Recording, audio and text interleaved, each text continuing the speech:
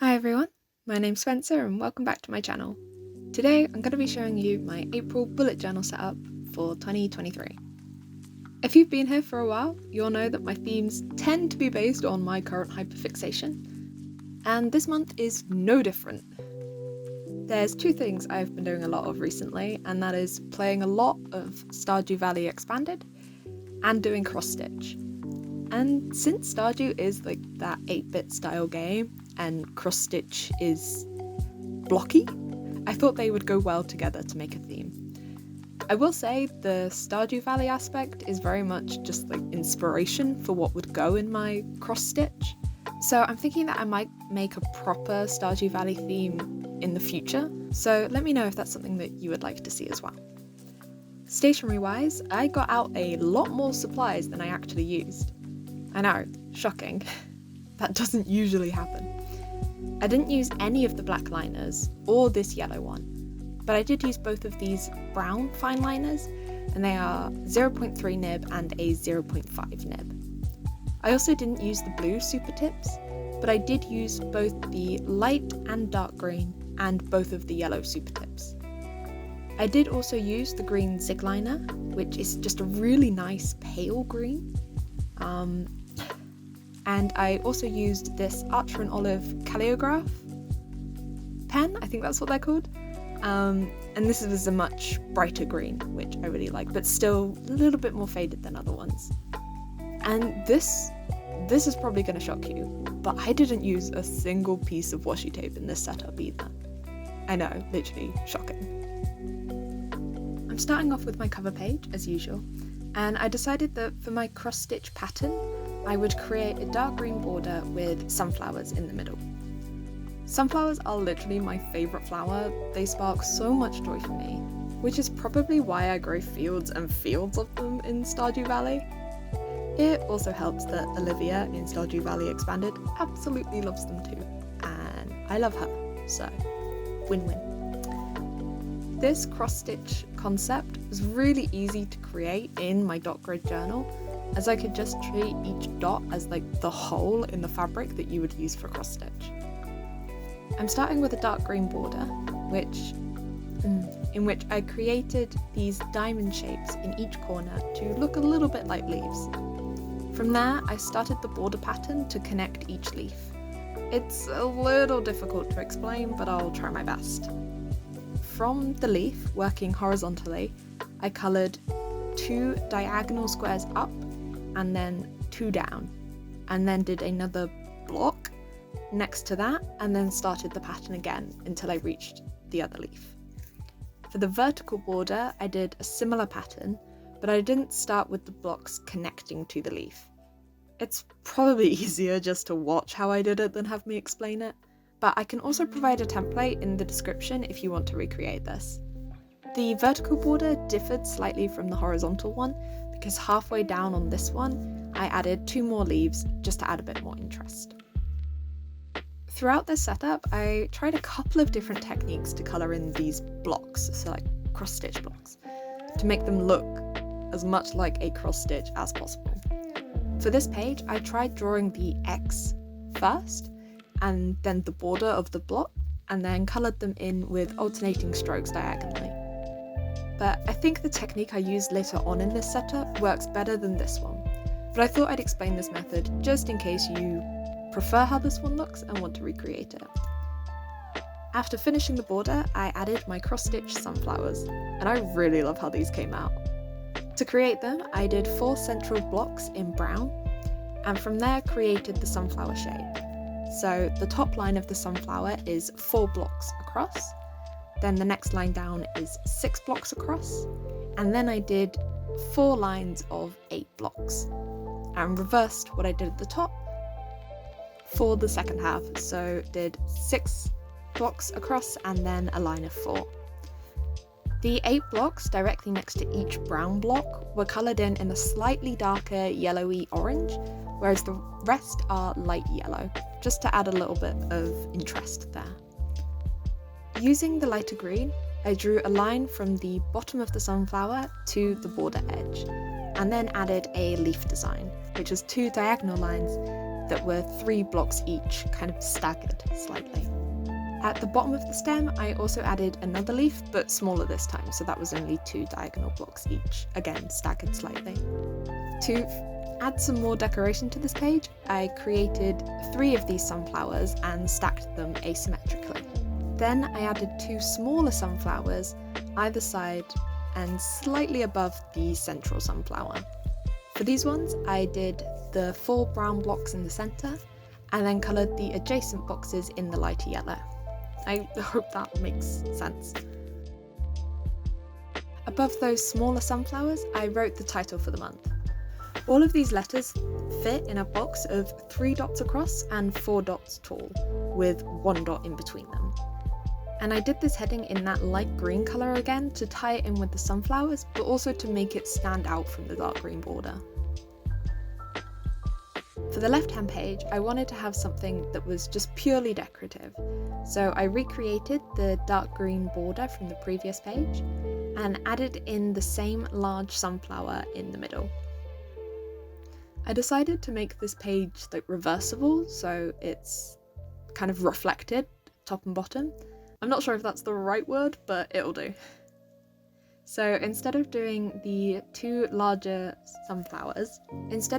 larger sunflowers, I decided to just do 4 smaller ones, leaving enough room to give them each stems and leaves, just like the central one on the previous page. I really love how these pages came out, and I really do think they look like a cross-stitch pattern, and the sunflowers just make me so happy to look at. Instant serotonin boost right there. For my next page, I'm doing things a little differently to how I usually would. Normally, I would do my monthly calendar page straight after my cover page, but this time I'm doing the first of 2 brain dump pages.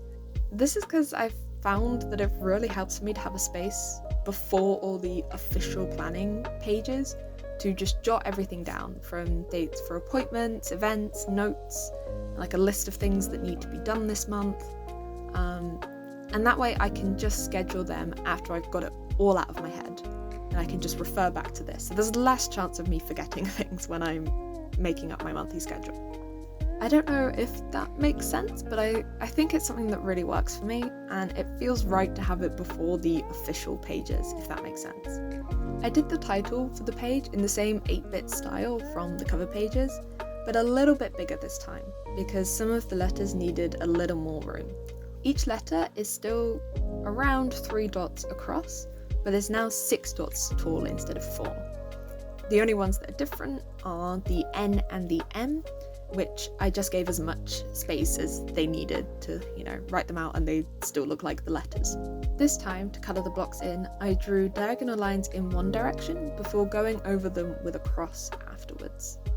For decoration, I drew more of those large sunflowers along the bottom of the page at varying heights, with the 2 on the outside being slightly taller than the 3 in the middle. I also gave them all the running stitch stem down to the last dot on the page, and I gave the outside 2 sunflowers leaves as well, on opposite sides, just to kind of frame the page. Originally, I was going to keep the background of this page completely blank, but I decided it needed something more. So I used my Zig Art and Graphic pen in that light green shade to create 4 columns to write down my lists on. Also, I knew I would be setting up another brain dump page later on that would give me the space I usually use to doodle. So I don't mind making this one just for writing. In fact, I think that almost works better.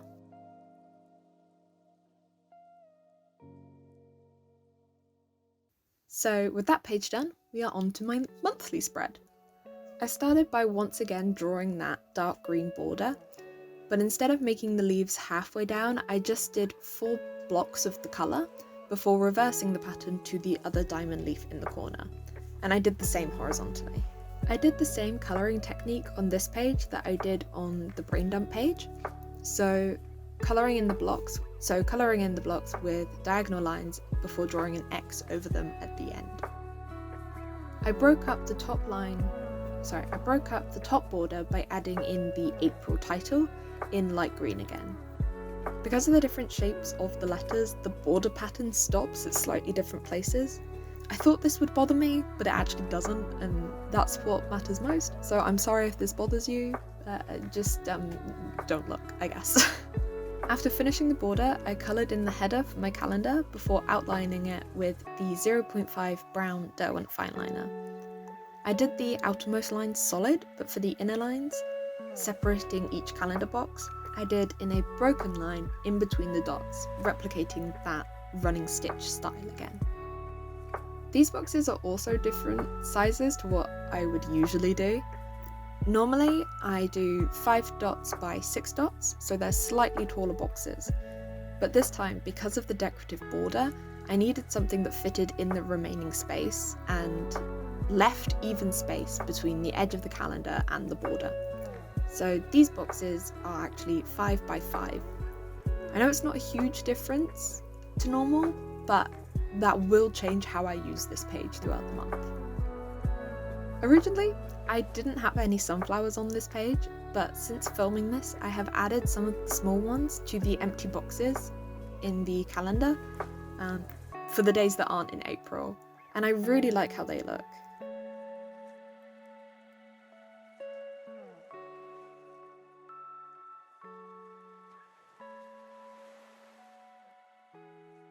With that finished, we're now going onto my tracker page.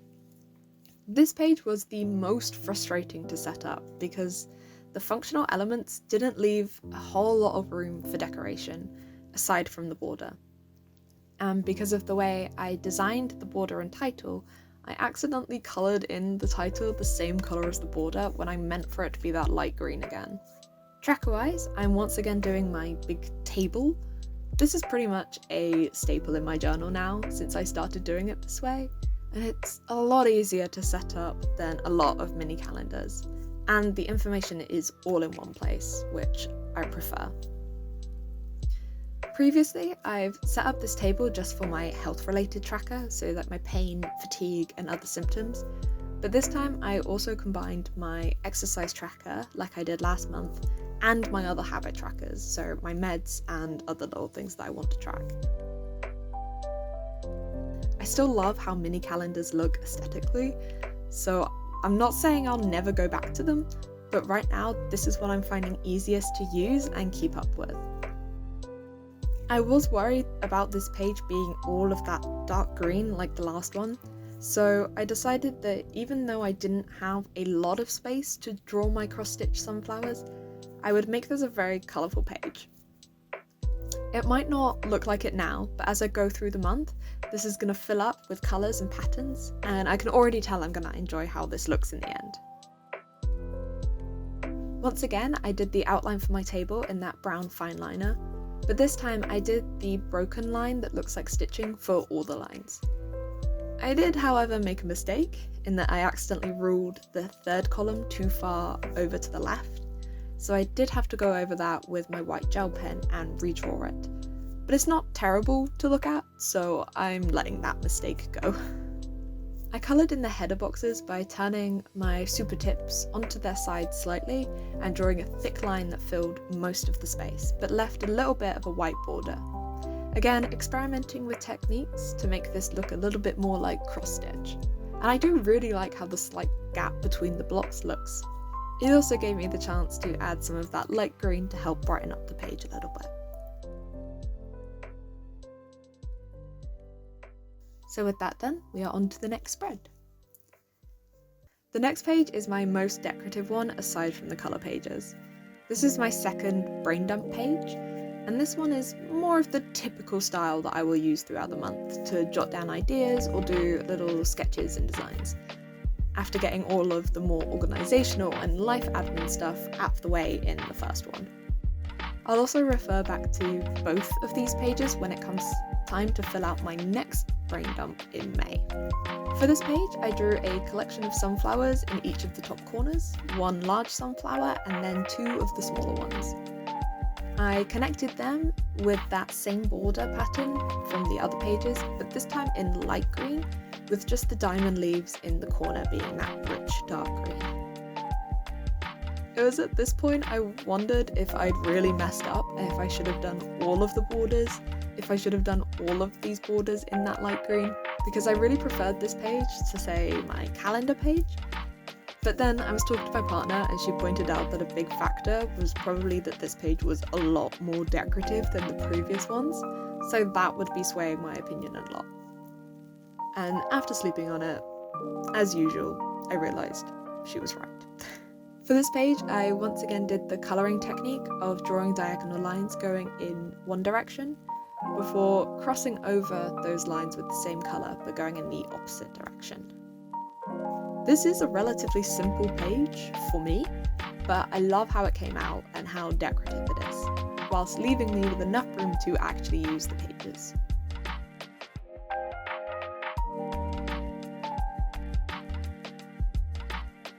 Now we're on to my last spread for this setup, which is my weekly setup.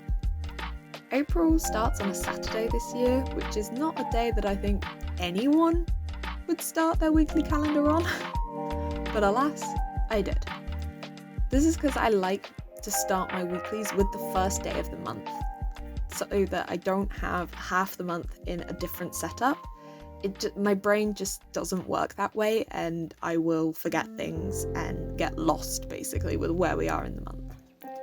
So I started on the Saturday and divided this page up so I could fit all the days from Saturday the 1st to Sunday the 9th on this page, meaning that my next week could start cleanly on a Monday, which is how I like them to start. Despite the fact I've spent March doing daily pages, I actually don't mind the idea of going back to the short list type of weekly, at least for the first week or so, because I'm usually running around like a headless chicken, so I don't have time for all of the big detailed entries. That's something mid-month me seems to enjoy more.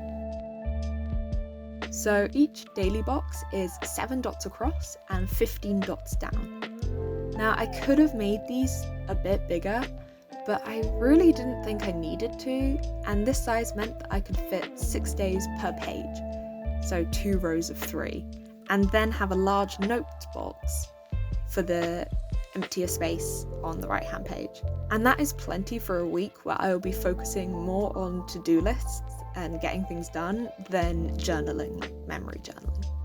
I also wanted to make sure I had space to decorate and keep the border motif going, because I really love how that's come out on the previous pages. Unlike previous pages, I did the header in dark green, which just spells out weekly and the dates that are on this page.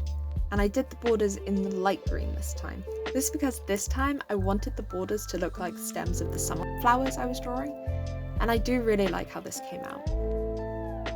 I drew a small sunflower either side of the header, slightly lower than the title, and also did the dark green diamond leaves in the bottom corners as well. To colour these blocks in, I did the diagonal lines going one way, and instead of doing one cross afterwards, I did many going in the other direction, and I think this is my favourite way to colour these in for this style. I also did the line border for my weekly calendar in the dashed stitch line, and I really like how that looks with my other cross-stitch elements. Sometimes it takes to the end of a setup for you to find exactly the style that you want, and that's okay. You can take that forward into the rest of the spreads for the month. You don't always have to redo everything. At least that's what I'm telling myself anyway. And with that word of wisdom, here is the final flip through.